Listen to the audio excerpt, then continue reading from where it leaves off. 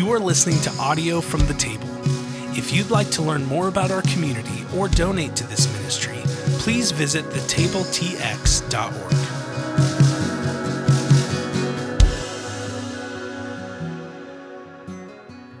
Hello, podcast listeners. Grace and peace.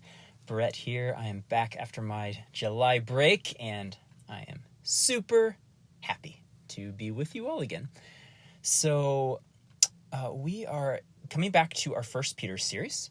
We're titling this First Peter Part 4. We basically have 4 more weeks left in this, and then we will have completed the entire book. So for those unfamiliar, we've basically just been going through the book of First Peter in sections throughout the year. So it's a beautiful ending to this passage, or I should say this book in chapter 5 here. So throughout the series, we'll be touching on notions of humility, anxiety, and what peace really is. So tonight, though, the title of my message is Turning Leadership Upside Down. Turning Leadership Upside Down. Our text is 1 Peter chapter 5, verses 1 through 4, where Peter writes, I therefore exhort the elders among you, as a fellow elder and witness to the sufferings of the anointed, as well as a communicant in the glory that is about to be revealed, shepherd God's flock among you, watching over it, not under constraint, but willingly, in accord with God, not from the sordid desire for profit, but eagerly, not as dominating those allotted you, but becoming models for the flock instead. And when the chief shepherd appears, you will receive the unfading crown of glory. So over my break, I read the book Three Ring Circus by Jeff Pearlman. It's about the 3 NBA championships won by the Los Angeles Lakers when they were led by Kobe, Shaq, their coach Phil Jackson in the years 2000, 2001, and 2002. And, it was a remarkable book. What stood out to me really, though, was not, I don't know what you might think. Like, it wasn't how cool it was that the Lakers won back-to-back-to-back championships, though, that's cool. It was not the amazing athleticism of Kobe Bryant or just the sheer physical power of Shaq, Shaquille O'Neal, if you're familiar with him. My goodness, he was just an incredible player. It wasn't, the coaching genius of Phil Jackson, though he had his moments.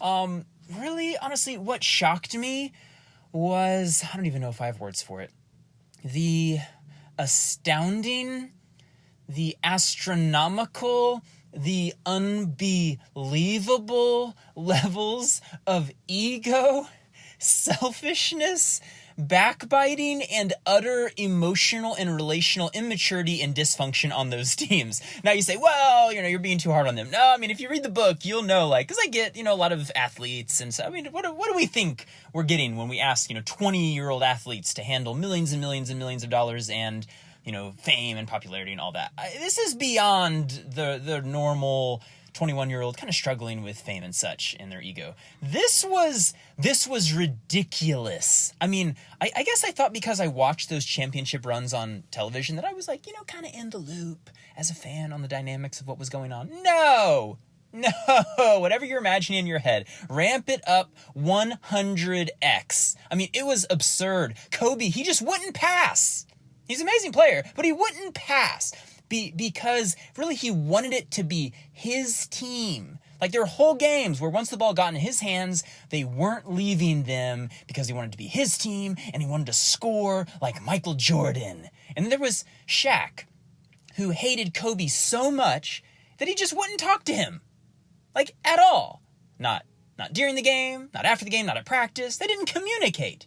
And then in turn, Kobe hated Shaq so much that he, in turn, then refused to talk to him. And then you have the coach, Phil Jackson, who was they're kind of trying to make things better, at least initially. But eventually, he just completely gave up and resorted to weird passive-aggressive comments to the media about Kobe. Y'all, they were a mess. And so, yes, they won. They did. They won. They won 3 championships in a row. But they should have rolled. They could have won 7, 8, 9, but they didn't. So a few weeks back, I'm reading 1 Peter chapter 5, verses 1 through 4. At about the same time, I'm wrapping up Three Ring Circus. And the contrast was jumping off the page at me because suddenly I could see the problem with those Laker leaders. That the problem was that they had a mindset that said, it is all about me. It's all about me. For them, it just wasn't enough for the team to succeed and even for them to shine a little bit in the process. Oh, no. They needed to shine all the time. They needed to be the center of attention. They needed their legacies cemented, not the team's legacy. No. It was all about them. And isn't that the great temptation of leadership in power? Peter in this passage is echoing a teaching of Jesus. Here is Christ himself in the Gospel of Mark, chapter 10, verses 42 through 45. Jesus called them together and said, "You know that those who are regarded as rulers of the Gentiles lord it over them. Their high officials exercise authority over them. Not so with you. Instead, whoever wants to become great among you must be your servant. And whoever wants to be first must be the slave of all. For even the Son of Man did not come to be served, but to serve and to give his life as a ransom for many." You see, what Peter and Jesus are laying down for us is a cruciform, a cross-like style of leadership. In other words, Christians should not be people who listen to a sermon about the way of Christ on Sunday and then on Monday morning wake up and imitate the leadership style of Steve Jobs, who, Lord rest his soul, was a notoriously petty, angry, and arrogant CEO. And yet too often, that's exactly what we're doing. In fact, even church leaders have increasingly looked to the business world, looked to Silicon Valley, looked to the Fortune 500. We've looked there for theories of leadership that we can then import back into the church and, baptize it. But what's happened? The church increasingly has come to look like the world. What was supposed to be the kingdom of Christ has slowly but surely come to look more and more like the devil. Let me give you two real-life examples from people I know in the last few years, both of whom had members of their nuclear families diagnosed with cancer. We'll call this first organization Organization A. So there was a key employee at Organization A whose wife was diagnosed with cancer. And so his boss sat him down and, of course, expressed, they were super sad for all that's, happened with his wife. But they also reminded him that, hey, you've got a job to do. And remember, your situation, it can't get in the way of that. Now, contrast that with another organization I heard about. We'll call this Organization B. An employee at Organization B had a young child who was diagnosed with cancer. And so his boss also sat him down. But he said, take the time you need for the next year. You need to prioritize your family. If you can't make it to work, that's okay. We'll figure it out. You need to be there for your family. Now, the key question is, which of these organizations was a church? Of course, it should have been Organization B, but it wasn't. Nope, it was the church leaders that said, remember, you've got a job to do, so don't let your productivity slip too much. Well, it was actually a local fire department that said, hey, prioritize your family.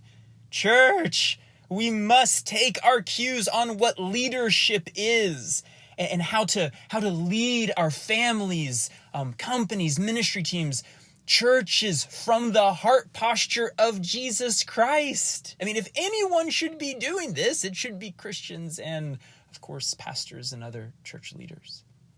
Okay, but what would this actually mean? Let me kind of sum it up in this way. To think of myself as a leader should be to think of myself as a servant. So basically, we have to get to the point where when we think leadership, at the same moment, we don't think power, control, authority. Instead, at that very moment, we think service. Again, Mark 10, verse 43, not so with you, Jesus said. Instead, whoever wants to become great among you must be your servant. Okay, so we can push it out further, though, and ask, well, what does that mean? I mean, because this is kind of a popular notion, servant leadership. At least we throw it around a lot in the church, even if we're not always great at living it. So what does that mean, though? Does that mean the leader, as the servant, they do all the tasks, while those they lead kick up their feet and do nothing because they're the leader, and so they should be doing all the serving? No, I don't think that's quite what Jesus has in mind. Instead, what I think this points to is more about mindset. Basically, it's the opposite of the mindset of the Lakers, right? The mindset of the Laker leaders, or who Jesus called the Gentiles, was basically that, hey, I'm the leader, and so I'm the awesome one, and so you're here to serve me. You're here to make me look good, prop me up, help me thrive. I mean, because after all, I'm the leader, and who are you? You're nothing, you're a peon. But what does the servant leader say? It's the exact opposite. I am here for you. My best day is when you win. My greatest accomplishment is when you grow. My greatest joy is when you thrive. How can I help you become wiser, healthier, more mature, more secure in your own gifts, so that you can in turn serve others, and so that we all in turn can begin to create a culture of goodness, egolessness, and service. Can you see how that would begin to change everything? So in closing, what I want to do is take this insight of what servant leadership is actually about, this mindset, and I want to return to our passage from 1 Peter and draw out a few principles that we might apply in our lives. Principle number 1, servant leaders serve freely. Peter writes in verse 2, shepherd God's flock among you, watching over it, not under constraint, but willingly. You see, there's a world of difference between serving because, I have to, or I don't want God to be angry at me, or whatever, whatever the various reasons are that we might serve/lead. But isn't it strange, though, how over time, even if we do choose it initially, like it's not just guilt or whatever, how over time we can actually come to resent the very role, the very people we chose to lead/serve? It's almost like we forgot that we chose it. Like, for example, a parent who's constantly complaining about their kids and feels victimized by their own children. Like, where'd all these kids come from? Or a boss who feels victimized by their employees that they hired. Or a church leader who feels victimized by the people in their church that they presumably wanted there, right? Like, no. Stop. Be free. Serve, lead, love because you want to. Not out of guilt, not out of fear, not out of a sense of, well, Jesus said I need to love and serve and lead people, so I guess I'll have to. No. Don't do it under constraint, not under compulsion. Do it willingly. All right, so that's the first principle. Servant leaders serve freely. Second principle, servant leaders have a mindset of giving rather than receiving. Again, verse 2, shepherd God's flock among you, not from the sordid desire for profit. So I do think Peter likely has like actual money in mind here, but the principle is bigger than that. A servant leader is less focused on what they are receiving, money, accolades, position, power, influence, than what they are giving. Their joy comes from the giving. Principle number 3, servant leaders don't dominate, they model. Verse 3, not as dominating those allotted you, Peter writes, but becoming models for the flock instead.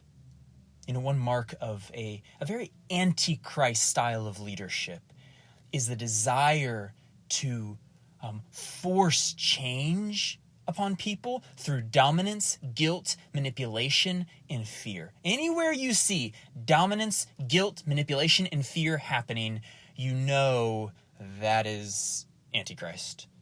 Because basically the idea of I'm gonna force you to be who I think you should be. That idea, that's Antichrist. Whereas the leadership style of Christ in his church says, I'm going to be an example. I'm going to model love, joy, peace, patience, and so on. And then I will allow God to use that to draw you towards the person he's calling you to become.